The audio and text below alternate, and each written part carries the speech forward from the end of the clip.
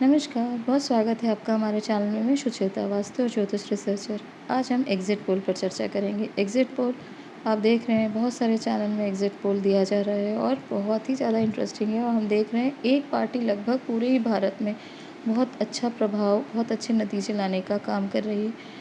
परंतु बहुत सारे ये लोग नहीं जानते कि इसका बहुत बड़ा मूल-जूल प्रभाव होने जा रहा है। बहुत 180 डिग्रीज़ पे एक चेंज आने वाला है। बहुत सारे लोग इससे अनभिज्ञ हैं और इसको हम समझाने का प्रयास करेंगे ज्योतिष दृष्टिकोण से और एनर्जी साइंस के माध्यम से। ये प्रश्न सबके मन में होगा कि क्यों एक पार्टी इतना ज़्यादा अच्छा परफॉर्मेंस कर रही है और बाकी पार्टियों में इतना ज़्यादा हम अच्छा रिजल्ट नहीं देख पा रहे। इसको हम बहुत डिटेल एनालिसिस के माध्यम से समझेंगे आगे आने वाली वीडियो में। और ये बहुत यूनिक और एक्साइटिंग वीडियो रहेगा क्योंकि हम बहुत सारी चीज़ें इसमें डिकोड करके समझाने का प्रयास करेंगे, क्योंकि कोई भी इन विषयों पर चर्चा नहीं कर रहा। कोई भी एनर्जी साइंस, परिवर्तन, कोई भी बहुत ज़्यादा जो चीज़ें हम देख पा रहे हैं, समझ पा रहे हैं ज्योतिषीय दृष्टिकोण के माध्यम से भी, जो हम परसीव कर पा रहे हैं, ये बहुत ही ज़्यादा असाधारण चीज़ें हमें होती हुई चेंज होते हुए नज़र आ रहे हैं। बहुत बड़ा ट्रांसफॉर्मेशन 180 डिग्री जिसे हम कह सकते हैं लोगों की सोच में। आप देख रहे होंगे लोगों की सोच में, उनकी चेतना के स्तर में बहुत ज़्यादा एक आप असेंशन देख पा रहे होंगे। बहुत ज़्यादा उनके अच्छा उनके अंदर परिवर्तन देख पा रहे होंगे। ज़्यादातर अगर हम सनातन धर्म के माध्यम से अगर उनकी बात करें, तो भविष्य की हर कोई जो घटना है इसके पीछे रीज़न होता है, उसके पीछे कारण होता है। भले उसके पीछे ग्रह नक्षत्रों का ज्योतिष दृष्टि से आप देखें तो कोई ना कोई गोचर का कारण हो सकता है, या कोई ना कोई एनर्जी का कारण वहाँ पे हम देख पाते हैं। कहने का ये अर्थ है कोई भी चीज़ बिना रीज़न, बिना लॉजिक के नहीं होती। वहीं अगर आप यहाँ देखें, इलेक्शन में जो वोटिंग प्रतिशत है, वो बहुत ज़्यादा प्रभाव आपको आगे आने वाले जीवन में नज़र आएगा और ये परिवर्तन का कारण बनेगा। बहुत बड़े ट्रांसफॉर्मेशन का, सोच में, लोगों के विचारों में, मानवता में। और ये चीज़ आप देखेंगे कि ये खतरनाक परिवर्तन कह सकते हैं, क्योंकि लोग तैयार नहीं हैं इतने बड़े परिवर्तन को समझने के लिए। लोग बिल्कुल अपने साधारण जीवन से खुश हैं और उनको ये नहीं समझ में आ रहा कि किस प्रकार से जीवन में परिवर्तन आ सकते हैं और किस प्रकार से ये आपको प्रभावित कर सकते हैं। ये एक बहुत बड़ी गंभीर विषय है जिसको आपको समझना होगा, क्योंकि बहुत शीघ्र ही हम बहुत बड़े परिवर्तन को देख पाएंगे। ये सिर्फ आपके जीवन में नहीं, प्रकृति में भी परिवर्तन आएंगे। और एक अभी हमको यहाँ पे जो चेंजेस दिख रहे हैं ये बहुत असाधारण है। भले वो प्राकृतिक आपदाओं के रूप में हो या पॉजिटिवली भी देखें तो लोगों के चेतना के स्तर के रूप में हो। ये क्यों हो रहा है, क्या हो रहा है, इसके पीछे क्या रीज़न है, इस पर तो हम चर्चा करेंगे जैसे हमने आपको बताया। पर अगर वापस अपने विषय पे आए, एग्ज़िट पोल पर चर्चा करें, जैसे हम आपको हमेशा बताते रहे हैं। पिछले चुनाव में भी हमने आपको बताया था कि छत्तीसगढ़, मध्य प्रदेश और राजस्थान यहाँ पे अंडर करंट है। और अगर भाजपा की पत्री में देखा जाए तो एक बहुत पॉजिटिव यहाँ पे हमको चेंज दिख रहा था और लग रहा था कि हमने आप कितने ही शॉर्ट और वीडियो के माध्यम से बताया था कि जो छत्तीसगढ़ हो, मध्य प्रदेश और राजस्थान, ये तीनों में ही भाजपा बहुत अच्छा परफॉर्म करेगी। इस पे आप जाके हमारे वीडियो चेक कर सकते हैं। और यही चीज़ हमें वापस रिपीट होती हुई नज़र आ रही है हमारे एग्ज़िट पोल में, जो हम ज्योतिषीय के दृष्टिकोण से कर रहे हैं। जैसे हमने आपको बताया कि अब हमारा जो यहाँ फ़ोकस है वो हम आपको दिशाओं के अनुसार समझाने का प्रयास कर रहे हैं। यहाँ पे हमें पूर्व दिशा बहुत ही ज़्यादा पॉजिटिव नज़र आ रहा है भाजपा के लिए। पूर्व जो है भारत का, यहाँ पे आप समझ नहीं पाएंगे कि इतने बड़े मार्जिन से पूर्व भारत में आपको यहाँ पे रिस्पॉन्स नज़र आएगा। और हम बात कर रहे हैं, जैसे अगर शुरुआत की जाए तो बंगाल में, बिहार में, उड़ीसा में, आंध्र प्रदेश, तेलंगाना, तमिलनाडु, ये सारी स्टेट्स में भाजपा बहुत अच्छा परफॉर्म करेगी।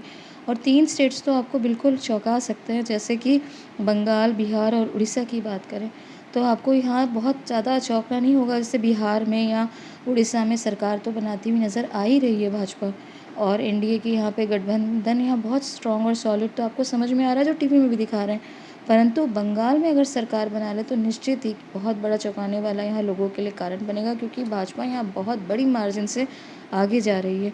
और हो सकता है कि यहाँ पे बहुत ही अच्छे प्रतिशत प्राप्त करके सरकार भी बना ले, तो ये बहुत बड़ी चौंकने वाली बात नहीं होगी, क्योंकि हमारा एनालिसिस हमें यही बताता है। साथ ही साथ आप देखेंगे कि उत्तर भारत की बात करें तो एक फिर से बहुत ज़्यादा एक शॉकिंग जो खबर होगी वो पंजाब को लेके। पंजाब में भी बहुत ज़्यादा, जहाँ कहीं भी एग्ज़िट पोल में नहीं बताया जा रहा कि भाजपा बहुत ज़्यादा यहाँ मार्जिन में आ रही है, परंतु हमारे स्टडी के अनुसार, हमारी गणना कैलकुलेशन में हमें पंजाब फिर बहुत आगे में नज़र आ रहा है। और हो सकता है आपको बहुत ज़्यादा शौक लग सकता है कि अगर पंजाब में फिर यहाँ पे एनडीए भाजपा की सरकार बन जाए। और दक्षिण भारत में तो हमें यहाँ पे अच्छी स्थिति दिख ही रही है। हाँ, नो डाउट कि जैसे जितना हम खुल के यहाँ पे देख रहे हैं पंजाब में, बिहार, उड़ीसा में, बंगाल में जितना अच्छा परफॉर्म करती हुई नज़र आ रही है, तो आपको ये बहुत ज़्यादा एक शॉकिंग चीज़ हो सकती है। और वहीं आपको दक्षिण भारत में भाजपा एनडीए आगे जाती हुई नज़र आएगी। तो इसका अर्थ ये हुआ कि इंडी गठबंधन को लाभ नहीं मिलेगा और डेफिनेटली कांग्रेस की स्थितियाँ बहुत ज़्यादा हमें अच्छी नहीं नज़र आ रही।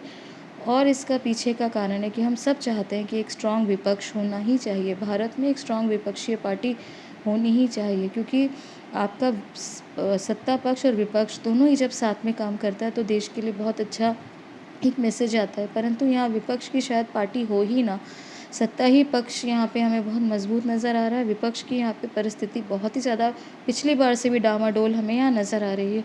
और ईवीएम में यहाँ ठीकरा फोड़ा जाएगा पूरी तरह। चुनावी प्रक्रिया को लेके, ईवीएम को लेके यहाँ पे बहुत उत्पात मचाएंगे विपक्षी पार्टियों के द्वारा। यहाँ पे बहुत बड़ा यहाँ पे उपद्रव का भी कई जो तत्व है वो यहाँ पे काम करेंगे। और आप देखेंगे कि जो बाहर की ताकतें हैं या जो बहुत ज़्यादा विदेशी ताकतें जिसे हम कह सकते हैं, वो यहाँ पे बहुत ज़्यादा उपद्रवियों का मदद करने का काम करेंगी और बहुत ज़्यादा यहाँ पे हिंसा या परेशानी का या किसी न किसी माध्यम से सिविल वॉर को, अनरेस्ट को, कुछ ना कुछ यहाँ पे प्रभार हमारे भारत को परेशान करने का काम यहाँ विदेशी ताकतों के माध्यम से हो सकता है। ये चीज़ मैंने आपको चुनाव के समय बताई थी, क्योंकि ग्रह गोचर वैसे ही काफ़ी कुछ सिमिलर हैं जो रिपीटेटिव तरीके से हमें नज़र आ रहे हैं।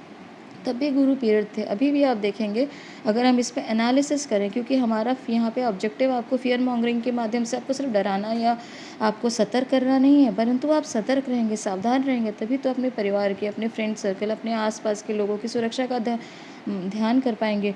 तो ये चीज़ आपको समझना पड़ेगा कि जीव यहाँ पे गुरु पीड़ित हैं। अब रीज़न आप थोड़ा बहुत हम आपको बताने का कारण प्रयास करते हैं, क्योंकि विदाउट रीज़न मैंने बताया कि बिना रीज़न, बिना लॉजिक के कोई आप गणना ही नहीं कर सकते, कोई आप कुछ भी आप नहीं समझ सकते ज्योतिष में। तो कुछ रीज़न हम आपको बताते हैं जो कि बहुत ही ज़्यादा हमें लगता है कि आपको जानना चाहिए। सबसे पहली बात, गुरु, देव गुरु बृहस्पति यहाँ पीड़ित है, सूर्य के द्वारा अस्त है, कंबस्ट है।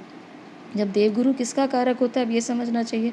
देवगुरु सबसे बड़ा कारण होते हैं धर्म का और जीव कारक है, जीवन का कारक है। हमारा जीवन देवगुरु बृहस्पति के हमको कहते हैं कि ये जीवन को संचालित करने में, हमारा रक्षा करने के लिए कारण होता है, कारक होता है। तो यहाँ जीव कारक माना जाता है। सारी प्रकृति में जीवन का एक संचरण के लिए हम देवगुरु बृहस्पति को मानते हैं। तो यहाँ देव गुरु बृहस्पति कंबस्ट हैं। तो ये चीज़ आप फिर से देखिएगा, कोई ना कोई बहुत बड़ा कारण बनेगा कि जिससे बड़ी मात्रा में आप लोगों को, जैसे आप देख रहे हैं कि कुछ ना कुछ एक्सीडेंट्स या प्राकृतिक आपदाएं या अर्थक्वेक जैसे हम देख रहे हैं। पूर्णिमा में भी हमको यहाँ पे आने वाली जो 3 से मतलब अभी जो आने वाली है मेरे लगभग 6 या 5-7 तारीख को पूर्णिमा है, वो भी एक बहुत बड़े अर्थक्वेक का यहाँ कारण बनेगी। खैर हमारा वहाँ पे जाने का उद्देश्य नहीं है, परंतु फिर भी यहाँ पे जीव कारक होने के कारण यहाँ पे जीव हानि को लेके बहुत सतर्क रहना चाहिए। आप गाड़ी चला रहे हैं, बहुत ध्यान से चलाएं। आप कहीं जा रहे हैं तो कम से कम जो भी चीज़ आवश्यक है उसका ध्यान करें। अननेसेसरी आपको ट्रैवल करने से बचना चाहिए। और सबसे बड़ी बात है, जब यहाँ पे कंबस्ट है सूर्य के द्वारा, तो ये एक बहुत बड़ा कारण होता है कि आपको धर्म से जुड़े हुए लोगों को भी सतर्क रहना है। और जब आप ये चीज़ें देखें तो आपको ये सावधानी बरतनी ही चाहिए, क्योंकि जब जब देवगुरु बृहस्पति कंबस्ट होते हैं तो हमारे जीवन में उसका, हमारे पेट में, हमारे पूरे शारीरिक संरचना में कहीं ना कहीं उसका असर पड़ सकता है। तो उसके बाद हम चर्चा करें, सेकंड पॉइंट है यम की। यम अभी कुंभ राशि में शनि के साथ में पीड़ित है और यम का हम कारण जानते हैं कि ये भी वही चीज़ है कि आपको यम जब शनिदेव के साथ में है तो आपको बहुत ज़्यादा यहाँ पे लोगों में भय का, या लोगों में कह सकते हैं कि काल के ग्रास में जाने का कारण यहाँ पे बन सकता है, जो फिर से एक चीज़ जो है हमको नेगेटिव नज़र आ रही है।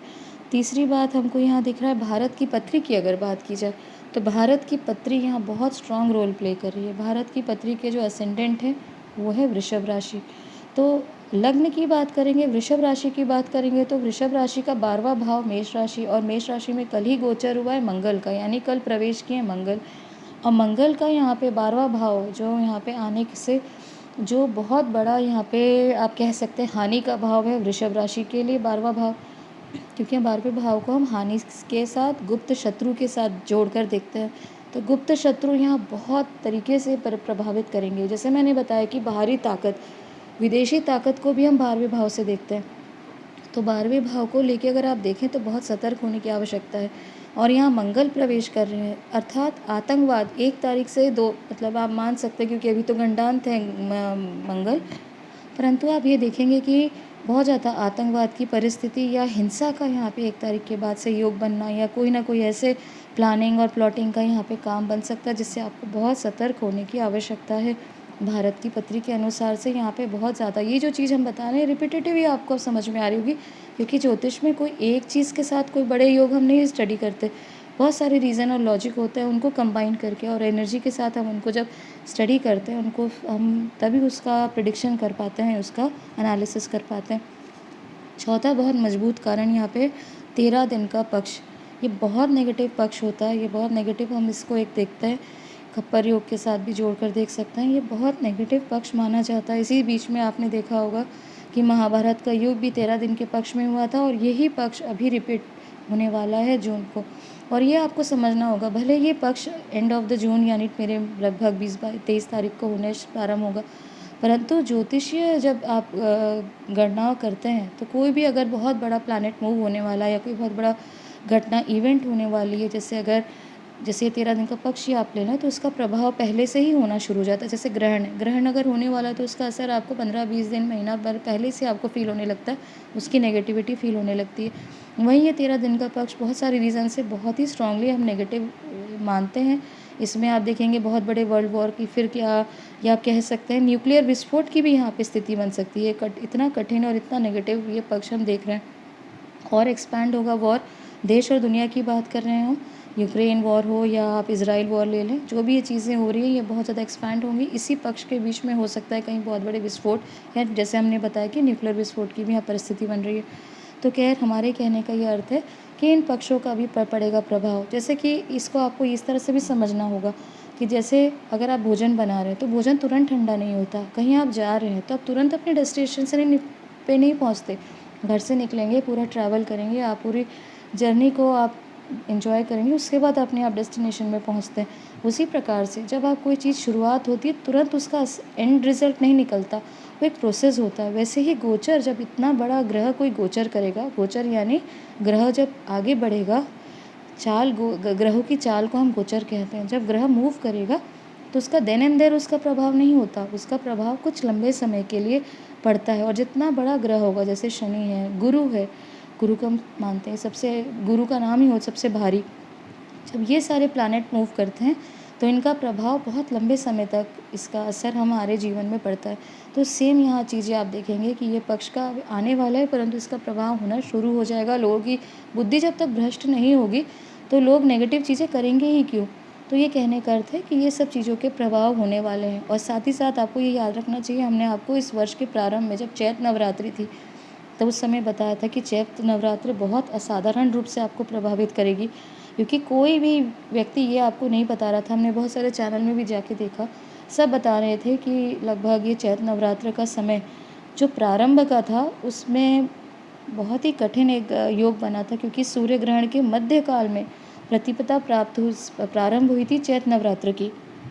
आपको याद होगा लगभग 11:30 का समय था जब सूर्य ग्रहण, चैत्र नवरात्र के समय जब सूर्य ग्रहण बिल्कुल अपनी चरम अवस्था पे था। और उस समय आपको वीडियो भी बता दिया था कि आप ये चैत्र नवरात्रि की साधना बहुत घंघोर तरीके से करिए, देवी की साधना बहुत ज़्यादा आप अपनी बढ़ाइए, क्योंकि ये जो समय प्रारंभ हुआ है चैत्र नवरात्र का, वो बिल्कुल ग्रहण के मध्यकाल से प्रारंभ हुआ है। और ऐसे योग भी बहुत ही बिरले बनते हैं कि बिल्कुल घनघोर, मतलब जब पूरी सृष्टि में जब इतनी नेगेटिविटी फैली हुई है उस समय माता का आगमन होना, यानी माता बहुत उग्र अवस्था में यहाँ पे प्रवेश करती हुई नज़र आ रही थी, क्योंकि इसका मैसेजिंग जो है वो बहुत नेगेटिव नज़र आ रहा था।